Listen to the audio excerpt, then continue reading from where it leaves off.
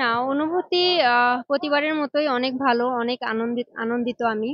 আহ এবারও চেষ্টা করেছি নিজের গোলটাকে ধরে রাখার। আর ইনশাল্লাহ ভালো হয়েছে, ভালো খেলেছি।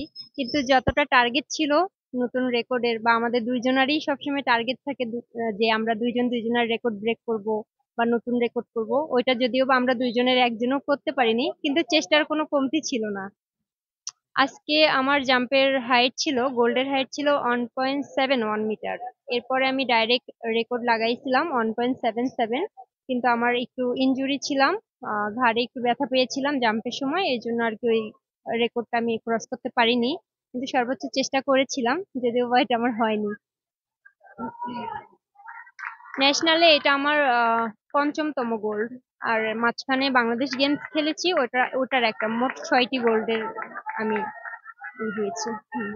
নেক্সট কোনো ইভেন্ট পরবর্তীতে আছে দেশে বা বাইরে? আসলে নেক্সট আমাদের বাংলাদেশে তো 3টা কম্পিটিশন হওয়ার কথা, বাইরের দেশে আর কি। যেটা একটু আগেই শুনেছি, ইসলামিক সলিটারিটি গেমস আছে, তারপরে সাব গেমস আছে জানুয়ারিতে 26-এর, আর ইসলামিক সলিটারিটি গেম নভেম্বরে আছে। তো অবশ্যই টার্গেট নিয়েছি যে দীর্ঘমেয়াদী যে একটা ক্যাম্প শুরু হবে, ওইটা তো অনেক ভালো কিছু করার।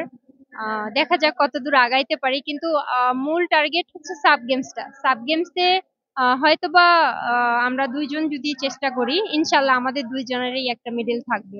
যদি আমরা অনেক ভালো, মোটামুটি ভালো ফ্যাসিলিটিস পাই, সবকিছু দিক দিয়ে ভালো থাকি, ফিট থাকি, ইনশাল্লাহ ভালো কিছু হবে। আপনার যোগ্য প্রতিদ্বন্দ্বী তো আপনার পাশেই বসা আছে, উম্মে হাফসা রুমকি, বাংলাদেশ নেভির। আপনার আগে কিন্তু রেকর্ডটা, কিন্তু হাই জাম্পের রেকর্ডটা তারই ছিল। তার রেকর্ড আপনি আপনি একবার ভাঙেন, তারপর আপনার রেকর্ড আবার সে একবার একবার ভেঙেছে। এইভাবে কিন্তু আপনাদের মধ্যে কিন্তু রেকর্ডটা কিন্তু আদান প্রদান হচ্ছে, মানে একে অপরকে ছাড়িয়ে যাওয়ার এই যে একটা কম্পিটিশন, এইটাকে আপনি কোন চোখে দেখেন?